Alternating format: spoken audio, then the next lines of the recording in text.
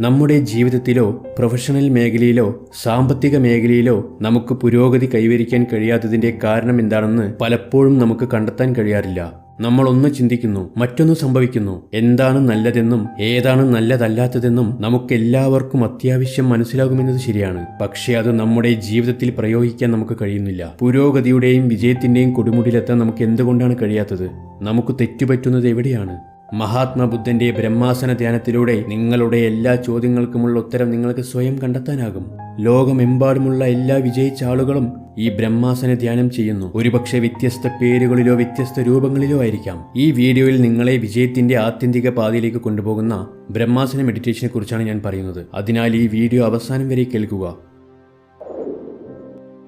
ഒരിക്കൽ മല്ലരാജ വിനായകന്റെ മകൻ സുബലിചന്ദ്രൻ ശൽബനി ആശ്രമത്തിൽ ബുദ്ധന്റെ പ്രഭാഷണ യോഗത്തിലെത്തി. അവൻ ബുദ്ധനെ വണങ്ങി അദ്ദേഹത്തിന്റെ മുന്നിലിരുന്നു. പ്രഭാഷണം കഴിഞ്ഞപ്പോൾ സുബലിചന്ദ്രൻ പറഞ്ഞു, "ഓ മഹാനായ ബുദ്ധ, ഞാൻ വിചാരിക്കുന്ന കാര്യം യഥാർത്ഥത്തിൽ സംഭവിക്കുന്നില്ല. ഞാൻ ചെയ്യുന്ന ജോലിയിൽ പരമാവധി വിജയം നേടാൻ ഞാൻ ആഗ്രഹിക്കുന്നു. അതിനെ സംബന്ധിച്ച് എന്തു ചെയ്യണമെന്ന് എനിക്കറിയാം. പക്ഷേ വാസ്തവത്തിൽ ആ ജോലി പൂർത്തിയാക്കാൻ കഴിയുന്നില്ല. അതായത് ഒരു കാര്യം ചിന്തിക്കുന്നു, ആഗ്രഹിക്കുന്നു, എന്നാൽ മറ്റൊന്ന് സംഭവിക്കുന്നു. തൽഫലമായി എനിക്ക് വിജയത്തിന്റെ അടുത്തെത്താൻ പോലും കഴിയുന്നില്ല. എന്റെ ജീവിതം മെച്ചപ്പെടുത്താനും വിജയത്തിന്റെ ഉന്നതിയിലെത്താനും ഞാനിനി എന്താണ് ചെയ്യേണ്ടത്?"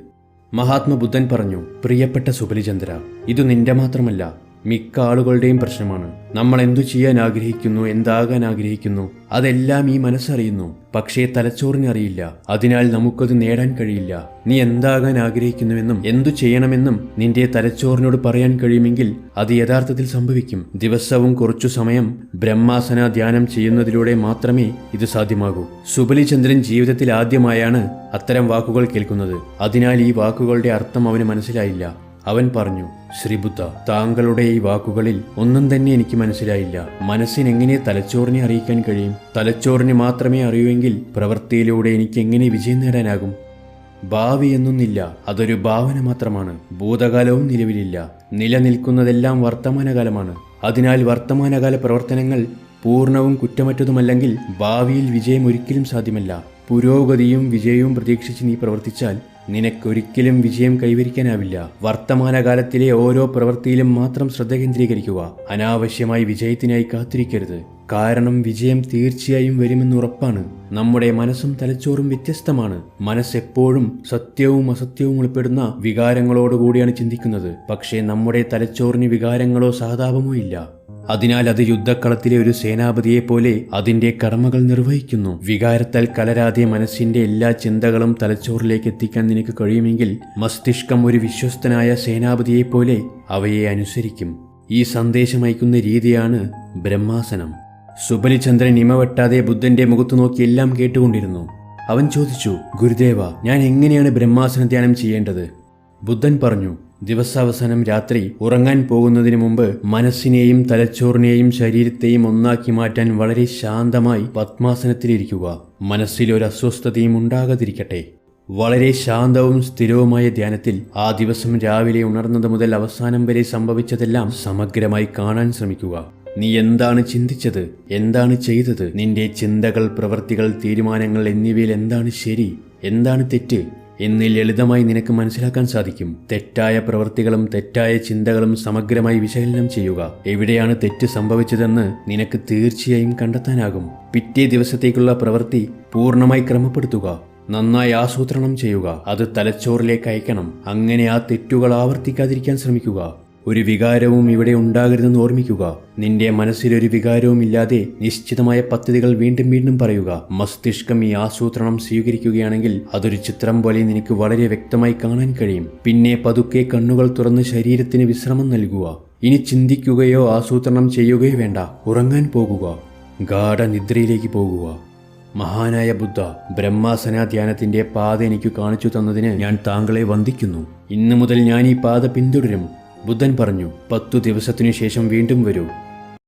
10 ദിവസങ്ങൾക്കു ശേഷം സുബലിചന്ദ്രൻ ഒരു ദിവസം രാവിലെ ആശ്രമത്തിലെത്തി ബുദ്ധനെ വണങ്ങി പറഞ്ഞു, "ഗുരുദേവ, എന്റെ ജീവിതത്തിൽ ശരിക്കും അത്ഭുതകരമായ കാര്യങ്ങൾ സംഭവിച്ചു. ഉറങ്ങാൻ പോകുന്നതിന് മുമ്പ് എല്ലാ രാത്രിയും ബ്രഹ്മാസനം ധ്യാനിക്കുന്നതിലൂടെ എനിക്ക് ധാരാളം നേട്ടങ്ങൾ ലഭിച്ചു. ഇപ്പോഴെന്റെ ദൈനംദിന ജോലികളും ചിന്തകളും മുമ്പത്തേക്കാൾ കുറ്റമറ്റതും പൂർണ്ണവുമാണ്.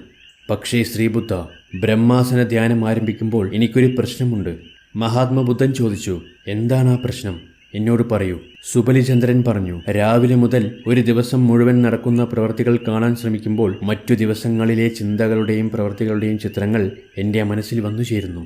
ഈ സമയം മഹാത്മബുദ്ധൻ പുഞ്ചിരിച്ചുകൊണ്ട് പറഞ്ഞു, അതായത് നിന്റെ മനസ്സിന്റെ ചഞ്ചലത ഇതുവരെ ശമിച്ചിട്ടില്ല എന്നാണ്. മനസ്സിന്റെ ചഞ്ചലത കുറഞ്ഞാൽ ഈ ഏകാഗ്രതയുടെ പ്രശ്നമിനി ഉണ്ടാകില്ല. ഗുരുദേവ, മനസ്സിന്റെ അസ്വസ്ഥത എങ്ങനെ പൂർണ്ണമായും നീക്കം ചെയ്യാമെന്ന് ദയവായി എന്നോട് പറയൂ.